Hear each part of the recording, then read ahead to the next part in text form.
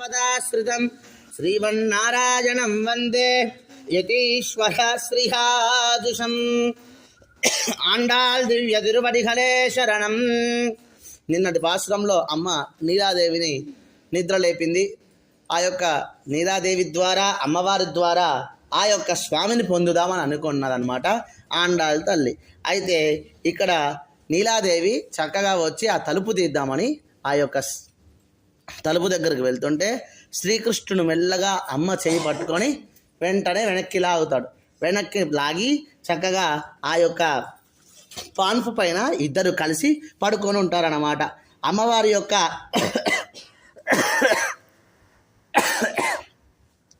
అమ్మవారిని గట్టిగా అనుపుకొని చక్కగా పడుకొని ఉంటారు వాళ్ళిద్దరు కూడా.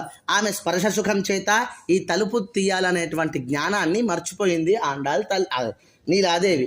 అప్పుడు లోపల ఉన్నటువంటి ఆ యొక్క నీలాదేవి ప్రార్థిస్తుంది, బయట ఉన్నటువంటి గోదాదేవి నీలాదేవిని ప్రార్థిస్తుంది.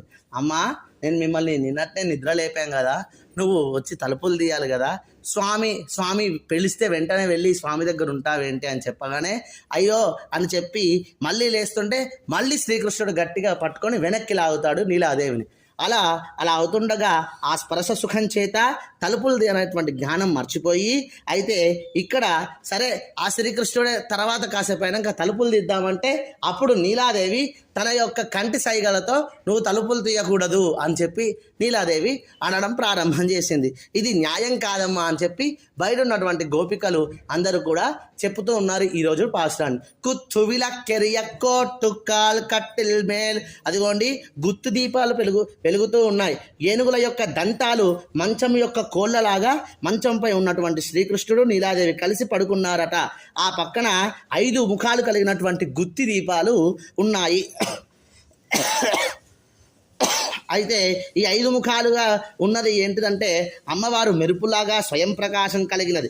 మంగళ దీపరేఖ మనం రోజు ఉల్లాస పల్లవిత పాలిత సప్తలోకి దాంట్లో శ్రీ రంగహర్మ్యతల మంగళ దీపరేఖ అన్నట్లుగా ఆ యొక్క తాను ప్రకాశిస్తూ ఆ స్వామిని కూడా ప్రకాశింపజేస్తుంది మన అమ్మ. అయితే ఇక్కడ నీలాదేవి తాను కనపడకుండా ఆ స్వామిని గట్టిగా పట్టుకొని పడుకుందంట. అందుకే అమ్మ ఆ దీపాన్ని పొగుడుతుంది. అయితే దానిని 5 ముఖాలుగా అన్నారు. ఇక్కడ 5 ముఖాలు అంటే ఆ 5 ముఖాలలో మనం వత్తులు 2 కలిపి వేస్తాం. ఒక వత్తి వేసి వెలిగిస్తామా? ఇంట్లల్లో కానీ ఎక్కడైనా 2 వత్తులు కలిపి వేస్తాం. 2 వత్తులకి ఏంటంటే సంకేతం, ఒకటి